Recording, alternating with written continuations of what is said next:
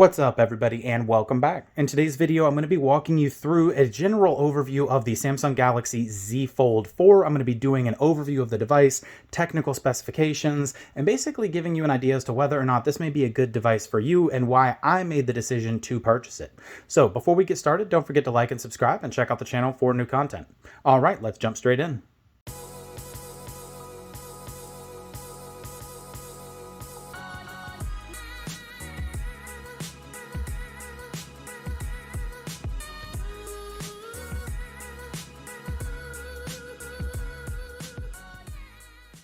Okay, so first thing that we're going to cover is the device specs. So I'm just basically loading up YouTube's homepage here, and I'm going to be going through the device specs, kind of scroll through, give you an idea of what this device is like in full screen mode, but you can fold the device, and then there is this outer screen here. So we'll go through as we're kind of scrolling here and give you a general idea of what to expect in this device, and kind of showing you, so I'm 6 foot tall, average size hands for a male of my size. So basically you'll get an idea of one-handed operation in tablet mode. Not obviously very feasible, but it does split the keyboard up. So we'll cover a couple of things here.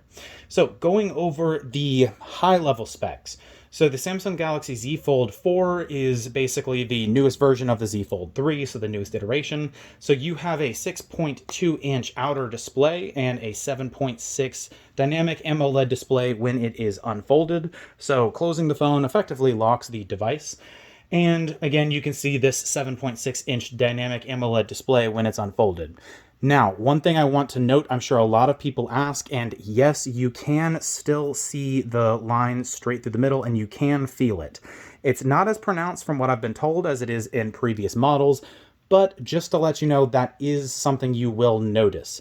I've been told that it's not as bad on the Z Fold 4 because it's not in an area that you're going to basically be running your finger over heavily or a lot. But in the Z Flip, it could be a little bit more pronounced because it's in an area of the screen where you're going to be, basically there's a lot of foot traffic, but for your fingers.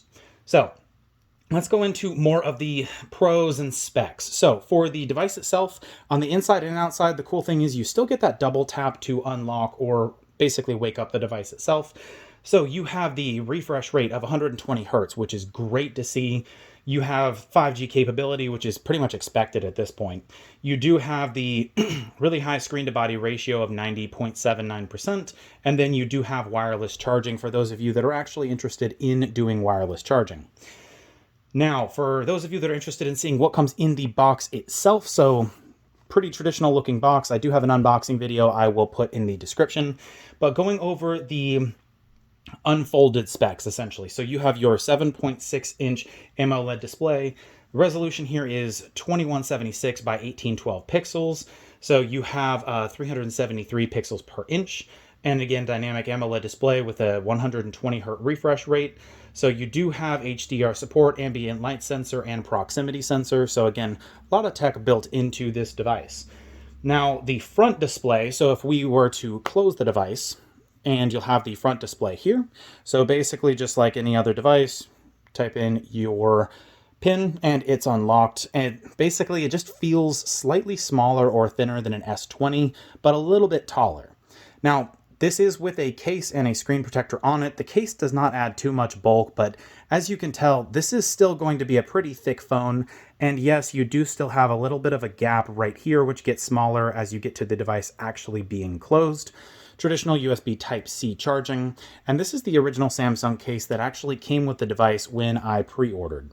So going over the exterior device specs. So what we can do is open up the same YouTube app, get you a general feel of what it looks like when the device is closed. So looking at this device itself, so we have a couple things to note here. So it's a 6.2 inch display. We have 2316 by 904 pixels, dynamic AMOLED, 120 Hz refresh rate, and you have that HDR support, ambient light sensor, and proximity sensor here as well. So looking at the general hardware, so I'm going to show you what it looks like. We're on YouTube. We're going to transition and open up the device, and then you'll see it switches to that full screen, full device mode, if that's what you want to call it. Now, one thing I do want to note, when you're flipping from the smaller screen to the larger, you will get a notification for some applications that they can't open full screen, and so it'll keep it at the smaller screen, so it'll literally look like a rectangle about this big, And basically it's just that application hasn't either been optimized for full screen or to switch between the two. So just a heads up there of something to expect, which again, this is still somewhat new technology. Now, looking at the specs online, so we'll kind of lay this here and just kind of focus camera in on it. So for the system chip, you have the Qualcomm Snapdragon 8 Plus Gen 1, so that's SM8475, it's 4nm. It's an octa-core processor, so you're getting quite a bit of processing power here. GPU is the Adreno 670, and then 12 gigs of RAM, so it's LPDDR5. I love that we're finally getting back into having 12 gigs of RAM again. Not something that we've had in the past, at least in the S21 and S22 in the base models, that was not included, but it was in the S20, so it was a bit of a shame to see that go away. And internal storage, you have a couple of different options here. So this model is the 512 gigabyte model, and it is just in the traditional Phantom Black color, but you can purchase these in 256 gigs, 512, and then 1 terabyte. Now, this is still in pre-order stage, so you can get $1,000 enhanced trade-in credit, so you can get the device for up to $799.99. And again, I got this case included with the device, and you actually get the S Pen that slides in here as well. So definitely something to consider.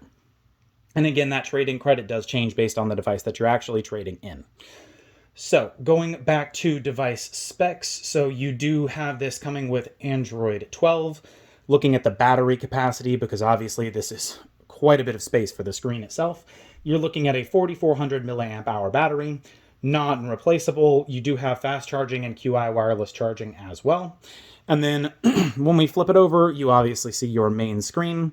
And then again, I have this in a case, but you do have your 3 cameras up top, and they do stick out from the body quite a bit. So I would recommend getting a case for this device, especially considering it's retailing around $1,800. So when you look at your main camera, so you have your 50 megapixel OIS PDAF. So that has the aperture size. I'll list a link in the description where I'm pulling these specs from. Your second camera is a 10 megapixel telephoto with optical zoom. And then your third camera is a 12 megapixel ultra wide. Your video recording, so you can get up to 3840 by 2160, so that's the 4K UHD. And then, unfortunately, your front camera, which is built into the display, very difficult to see. So for example, you can see it at certain times, but the general idea for this specific camera, so you'll see as we're kind of scrolling through, barely noticeable up top.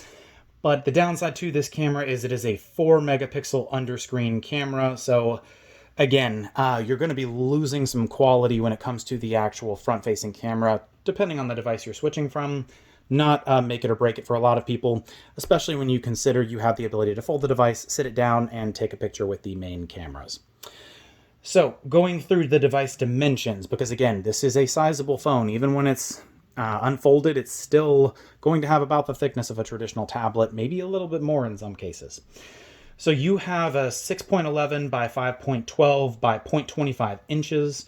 So folded, it is 155.1 by 67.1 by 15.8 millimeters.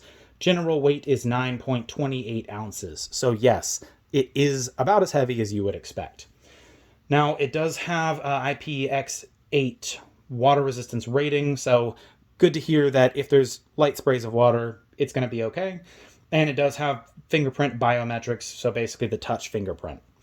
So when it comes to the buttons on the device, you do have your power button and volume rockers here, your USB Type-C down here. I believe this is, we'll focus in on it, this is going to be the speakers, and then you have more up top. And then you have the ability to eject your SIM card as well. So not much as far as buttons with really anything new compared to other Galaxy devices. Again, 5G ready and no 3.5 millimeter headphone jack, which I think we all kind of expected at this point. Traditional Type-C charging. You do not get the power brick. You get a double-ended Type-C cable in the box. And then lastly, it does have NFC and an accelerometer, gyroscope, compass. So you do have quite a few options. And then on this website, which is phonearena.com, it also lists a barometer. So going over the device itself, so we've essentially covered the bulk of the general specs. Time to talk about day-to-day use. So I'm coming from an S20 because I don't upgrade every single time a new phone comes out. And a couple of things to note about this device. So first and foremost, yes, it's heavy. Yes, it's big. Yes, I think you should expect that. The device itself, it does sometimes feel like it doesn't really unfold all the way. When you look at it, because you see that dent in the middle of the screen, it's easy to think, oh, I need to unfold it a little bit more and almost snap it in half. So we're going to cover the good and the bad. So we'll cover the bad first because I don't think there's as many negative points. First and foremost, very, very heavy device. From what I've read online, the battery can die pretty quickly under heavy conditions, but the irony is everyone says that. Every battery goes faster when you're doing hardcore gaming or you're doing a ton of editing or if you're recording in 4K. That's to be expected. So I'm not going to hold that against Samsung. I think it's still a very, very solid device. And if you haven't had a folding phone before, it's really, really cool and satisfying and almost nostalgic to be able to hear that clipping or that noise saying it's shut. And now the phone's locked. So you can just kind of have that old school flip phone feel while still having a full-size device. Now, do I think that this is going to be a feasible phone for people who are going to be throwing it in maybe a purse or very tight-fitting pants? It's a very thick phone, so that might not be as feasible. And I would be worried about longevity of potentially damaging the device. But again, everyone can kind of judge that for themselves. So if you're on the fence and you aren't sure about having a phone with a substantially larger footprint, I would highly recommend trying to find some kind of a store where you can see this as a floor model. So that's the device itself. Again, when it's open, the rear screen is not working. When you shut it, it does go ahead and essentially put that pin screen or lock screen on. And one of the cool things about this device is you have a much larger home screen where you can organize more icons. So it's great to see that you can use this like an actual tablet. And another thing to note, if we were to do something like enable the camera, for example. So if we cancel this, you'll see we basically have a giant camera and just kind of point it at whatever. You'll have your traditional focusing options, so it functions just like a camera. Now, the cool part about this is if you were to decide, okay, I want to split this, and the reason being you have your camera lenses over here. So you have the option to split it, and then you can set this down and then just decide, okay, what's the right angle? And then you have almost like a video game controller down here for the different settings. So you can click right here to take the pictures.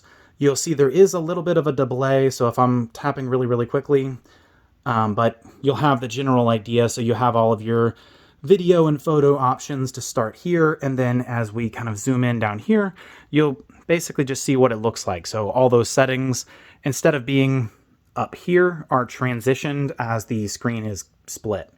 And you can tell it's pretty quick. I mean, I've transferred all of my pictures and videos and everything, and this thing is super responsive. And one thing I do like about the hinge, at first I thought it was a little bit more difficult to close than I originally wanted, but to be honest, having a little bit of resistance is nice so that it's not always flipping forward, especially if you wanted to go, let's just say, play a video game. You're holding it like this and it doesn't just like fall closed on you.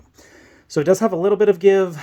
It is difficult to find screen protectors. As you can see, the ones that I have are bubbling up quite a bit here, but that's a minor gripe and honestly isn't really a fault of the device itself.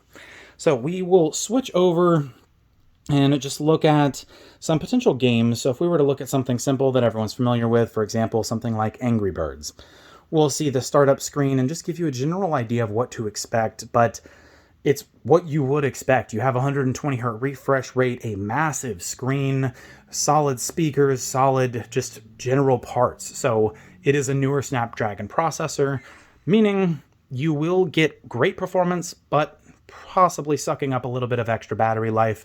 But again, that's kind of to be expected. So if we were to look at the phone itself and just kind of get a feel for how it plays, what that refresh rate looks like, you can see that basically works exactly as you would expect. Great quality graphics. Again, Angry Birds not a super demanding title, but just something to show as a quick example. So you have your volume rocker up top in a great place, honestly. The placement's really great. The buttons feel really solid. It feels crisp and easy to hold. It just overall feels like a really well-made phone. I think this is one of those devices when you get it because it is such new tech. When you compare the S20 to the 21 to the 22, there are some differences, but this is just a really different phone if you don't already have a foldable phone. So that's really the reason that I jumped in and got one. So I think it gives you something different from the traditional Galaxy series. You do have the ability to get that S Pen, especially if you're pre-ordering. So it's just one of those things to consider. And again, when you're looking at the Samsung website, looking at the color options, you have gray, green, phantom black, beige. You have the burgundy, which you'll see down here is a Samsung online exclusive. And going through a couple of other things, so you do have the option to have a trade-in. Your screen and pricing may look a little bit different from mine, depending on when you're actually purchasing the device, since it is on special right now. And again, it's not going to make much of a difference to anyone actually watching, but speakers do get pretty loud. So overall, general gaming experience, online purchasing experience, pretty easy. There was some confusion when it was shipped via FedEx, but that is what it is. And this right here is the case that I was referring to. So this is the black case, and then this part right here, which I actually think is really cool. So you have your flip out stand, but you also have the ability to slide this out and slide in the piece with the stylus if you're interested in that S Pen. So really, really cool functionality that's added in. And I bought a Spigen case, which I could potentially be returning. It's a little bit thicker, which I guess is great, but this is already a very large device, as you can see. So I don't want to add too much width to it that's unnecessary, especially since this is the 4th generation. So we have the Z Fold 4. I just feel like at this point they've really refined this enough. So I feel comfortable getting it without some massive case. Now, that's really everything as far as the device. So you can see right here, your $799 price tag is going to be if you're trading in one of the newer devices.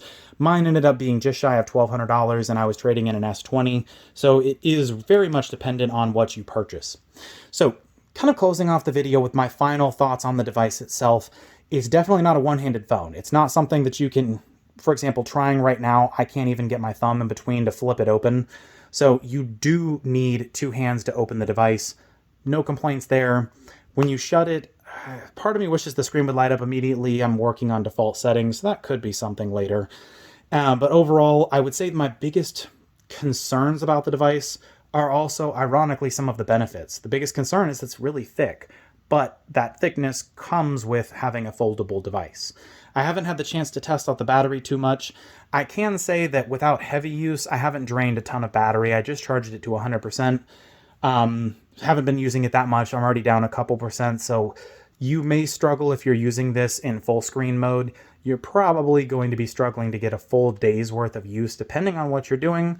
But for those of you that already have one, I'd love to hear your thoughts in the comment section. So feel free to drop questions, comments, concerns in the comment section below. If there's anything in particular you want to know about the device, or maybe any other videos you want to see with this device in action. But I hope that answered all the questions. And again, just general pros, massive screen, super great tech. Really the only other drawback I can think of aside from general size and potential heat from the newer processor is the reduced quality front screen camera, but I think that does kind of come with the benefit of you don't actually see the camera. So if I'm flipping the device around right now and kind of showing you all the edges, you don't actually see the punch or the cutout of the camera like you do on some of the other, like the S20, for example. That little black circle's always there. So again, you take it with a grain of salt. It is what it is. I think overall it's a great device, definitely worth considering. It feels like an exceptional build quality, very, very much responsive, and just solid device overall. So if you have any questions, drop them in the comment section below, and I'll see you all in the next video.